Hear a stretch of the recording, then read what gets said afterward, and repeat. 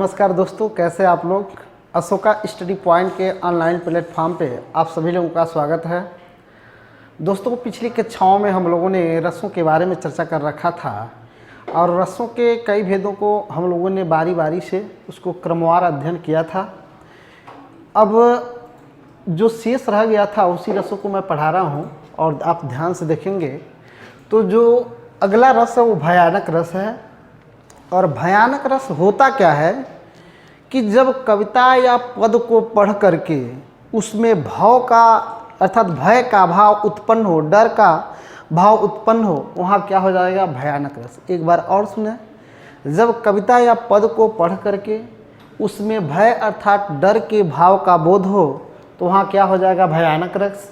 जैसे उधर गरजती सिंधु लहरिया, उधर गरजती सिंधु लहरिया कुटिर काल के जालों सी, चली आ रही फेन उगलती फन फैलाए ब्यालों सी। अर्थात उधर गरजती सिंधु लहरिया, सिंधु नदी की लहरें इतनी उफनाई हैं कि वो इतनी जोरदार तरीके से और पूरी भरी हुई चल रही हैं। और क्या, उधर गरजती सिंधु लहरिया और कुटिल कार के जालों सी, और चारों तरफ बादलों का काला घना, बादलों का घना आवरण क्या हुआ है, आसमान में छाया हुआ है।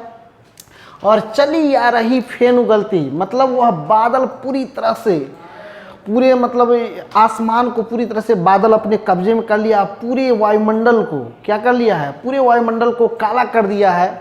और पूरा वह बादल फेन उगलती मतलब क्या, वर्षा को करती हुई चली आ रही है। तो आप जब देखेंगे, जब काले बादल लगते हैं और जब आपका बादल काला आपको जब दिखता है तो आप भागते हैं, चलो बारिश आने वाला है। तो यहाँ क्या हो गया, डर, क्या हो गया, भय। इसलिए यहाँ क्या हो जाएगा, भयानक रस। ठीक है। दूसरा जो रस है वो है आपका विभत्स रस। और विभत्स रस का जो अस्थाई भाव है घृणा या जुगुप्सा है। मतलब क्या, जब कविता को पढ़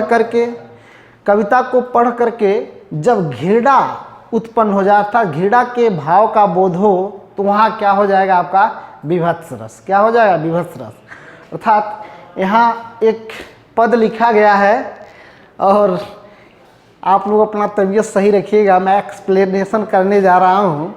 यहाँ लिखा गया है, सिर पर बैठ्यो काग, सिर पर बैठ्यो काग आँख दो खात निकारत, सिर पर बैठ्यो काग आँख दो खात निकारत, जिभहि खिंचत सयार अति ही आनंद उर्धारत, गिद्ध जांघ को खोद खोद के मांस उपारत, और श्वान अंगुरिन के काट काट के खात बिदारत। अर्थात एक कोई मरा पड़ा हुआ शरीर है, आदमी का मरा पड़ा हुआ शव है जो लगभग हफ्ते दिन से वह पड़ा हुआ है खुले में, और कौवा जाता है उसके गंध से, उस मृतक के गंध को सूंघता है कौवा, और कौवा जाता है उस मृतक शरीर के सर पर बैठ जाता है, और मृतक शरीर के सर पर बैठकर उसके दोनों आंखों को क्या करता है, चोंच मार करके उनके दोनों आंखों को क्या कर लेता है, खींच लेता है। और कौवा उसके शव के दोनों आंखों को चबला चबला करके क्या करता है, खाता है। उसके बाद क्या करता है, खींचत जिभहि सयार अति ही आनंद उर्धारत, उस मृतक शरीर का, उस शव का बदबू इतना तेज है कि आसपास के जो सियार जो एक जानवर होता है, और वह जानवर के पास जैसे ही महक जाती है वह उस शव को खोजते हुए कहाँ आता है, उस मृतक शरीर के पास आता है। और क्या करता है, खींचत जिभहि सयार, और वह मृतक आदमी मुंह बाए मरा हुआ है, मुंह ऐसे खुला हुआ है और वह मरा पड़ा हुआ है। सियार क्या करता है, उस मृतक शरीर के जीभ को क्या कर लेता है, खींच लेता है, और अपने मुख से उसके जीभ को क्या करता है, खाने लगता है। ठीक है। और दूसरा क्या है, गिद्ध जांघी को खोद खोद के मांस उपारत। अर्थात जो गिद्ध है आज तो विलुप्त हो गए, और रेड डाटा सूची के बुक में गिद्ध को रखा भी गया है, और कई जगहों पर गिद्ध संरक्षण केंद्र भी बनाया गया है। और गिद्ध जो है पर्यावरण को हमेशा क्या करता है, पर्यावरण को संतुलित किए रहता है।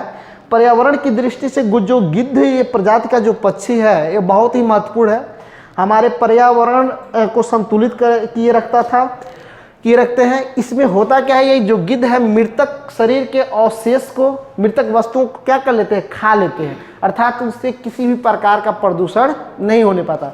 तो वह जब गिद्ध आता है तो वह गिद्ध भी उस मृतक शरीर के शव का जो बदबू होता है उसको सूंघ करके आता है, और गिद्ध क्या करता है, अपने चोंच से उसके जंघे को खोद करके उसके जंघे के मांस को क्या कर जाता है, खा जाता है।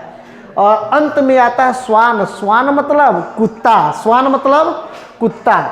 और यह कुत्ता क्या करता है, आकर के उस मृतक शरीर के अंगुलियों को, हाथ और पैर के अंगुलियों को अपने मुख से क्या करता है, अपने मुख से उसके क्या करता है, नोचता है और इधर उधर क्या कर देता है, फेंक देता है, अर्थात बिदार देता है। तो यहाँ क्या हो जाएगा, इस कविता को पढ़ करके घृणा उत्पन्न हुआ, तो यहाँ क्या हो जाएगा, विभत्स रस। क्या हो जाएगा, विभत्स रस।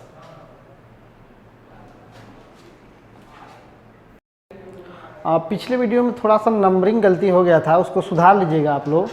वो जो 2 मैं इसके पहले जो पढ़ाया हूँ वह उसका जो क्रम था 6वां और 7वां था। अद्भुत जो रस है वह 8वां रस है। और अद्भुत रस क्या है कि अद्भुत रस का स्थायी भाव विस्मय या आश्चर्य है। जहाँ कविता को अर्थात पद को पढ़ करके विस्मय या आश्चर्य के भाव उत्पन्न हो जाए, वहाँ क्या हो जाएगा, अद्भुत रस। जैसे देख यशोदा शिशु के मुख में सकल विश्व की माया, क्षण भर को वह बनी अचेतन, हिल न सकी कोमल काया। अर्थात एक बार की बात है कि जो यशोदा जी हैं वो अपने शिशु अर्थात बालक के मुख में पूरे विश्व की माया को ही देख जाती हैं, और जब वह देखती तो यह आश्चर्यचकित हो जाती है, मैं क्या देख रही हूँ, अपने शिशु के मुख में यह मैं क्या देख रही हूँ। उनका जो शरीर होता है वह क्षण भर के लिए अचेत हो जाता है और उनका शरीर हिलता डुलता नहीं है। तो यहाँ क्या हो गया, आश्चर्य से वह क्या हो जाती है, आश्चर्यचकित हो जाती हैं। इसलिए यहाँ क्या हो जाएगा, आपका अद्भुत रस। क्लियर है। अगला अगर रस की बात किया जाए तो शांत रस। और यहाँ इंपॉर्टेंट है, यहाँ क्वेश्चन पूछ लिए जाएंगे कि 9वां रस किसको कहा गया है, तो शांत रस को 9वां रस कहा गया है। आपको मैं पहले भी बता चुका हूँ कि भरत मुनि ने रसों की संख्या कितना बताया, 8 बताया है, और जो 9वां रस है वह शांत रस है। और शांत रस का अस्थाई जो भाव है वह निर्वेद या वैराग्य है। अर्थात जहाँ कविता को पढ़ करके इस दुनिया से मोह माया, मतलब मोह माया से कोई रिश्ता नाता न हो, अर्थात वैराग्य जीवन हो, सदुक्कड़ी जीवन हो, वहाँ क्या हो जाएगा, आपका शांत रस। जैसे मन रे तन कागद का पुतला, लागई बूंद बिनस जाए छीन में, गर्भ करे क्यों इतना। अर्थात कबीर जी कह रहे हैं ये जो मानव का मन और तन है वह कागज के पुतले के समान है। जिस प्रकार कागज के पुतले पर बरसात की अगर एक भी बूंद पड़ जाए तो उस कागज के पुतले की क्या हो जाएगी, अस्तित्व समाप्त ही हो जाएगा। ठीक उसी प्रकार से यह मानव का तन और शरीर है। तो मानव को इतना घमंड क्यों है, जब जैसे कागज का पुतला समाप्त हो जाएगा उसी तरह से मानव का एक दिन शरीर और यह मोह माया सब कुछ समाप्त हो जाएगा, जितना वो बनाया सब चला जाएगा, फिर भी आदमी को घमंड क्यों है। तो यहाँ क्या हो जाएगा, वैराग की बात की गई है, इसलिए यहाँ क्या हो जाएगा, शांत रस। क्या हो जाएगा, शांत रस। अगला जो रस है वह वात्सल्य रस है। और वात्सल्य रस का अस्थाई जो भाव होता है वह वात्सल्य रति होता है। अर्थात जिस कविता या पद में माँ और पुत्र के बीच प्रेम, या पिता या पुत्र के बीच प्रेम के भाव का बोध हो, वहाँ क्या हो जाएगा, वात्सल्य रस। जैसे यशोदा हरि पालने झुलावे हलरावे दुलरावे, यशोदा हरि पालने झुलावे हलरावे दुलरावे, जोई सई कछुगावे, मेरे लाल को आऊ निंदरिया, काहे न बेग सो जावे। अर्थात ये यशोदा जी क्या करती हैं, हरि पालने झुलावे। यशोदा जी ने किनका पालन किया था, कृष्ण जी का। तो यशोदा जी उनका पालन करके क्या कर रही है, उनको मतलब जैसे बच्चे जब परेशान करते हैं माँ को, तो माँ क्या करती है, दुलार करती है अपने बच्चे को, ठीक है, वो हलराती है इधर उधर ऐसे ऐसे करती है। तो यशोदा हरि पालने हलरावे दुलरावे, बाबू सो जाओ बाबू, क्या है यह, क्या हो गया, दुलार करना हो गया।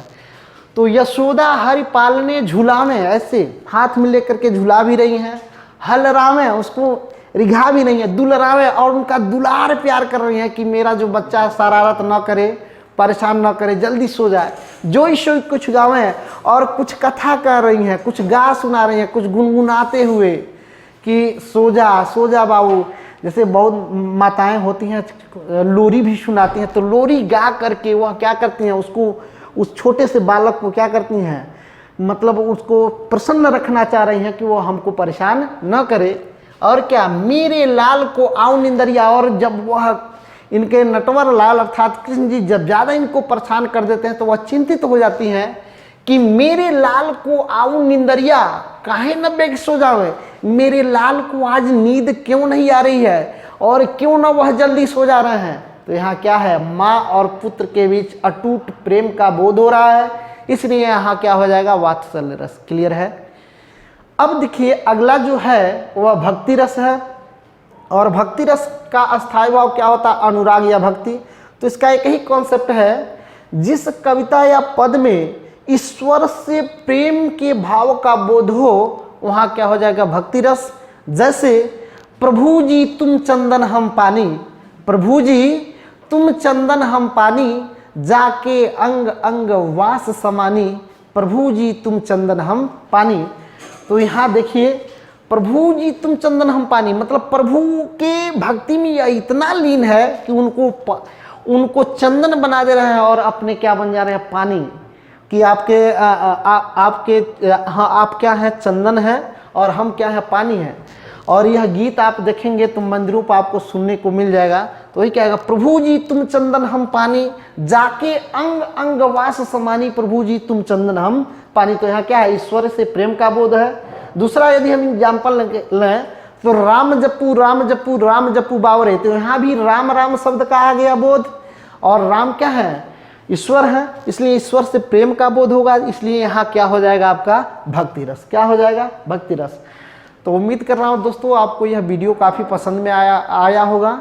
अगर यह वीडियो आपको अच्छा लगा हो तो शेयर और लाइक करना न भूलें। और एक बात की ज़रूर कमेंट करें कि हम आपको समझा पाए हैं कि नहीं, हम आपको पूरी तरह से अपनी क्षमता के अनुसार समझा पाए कि नहीं, या हमारे में कुछ कमी है, या आप कमेंट बॉक्स में आप दे सकते कमेंट।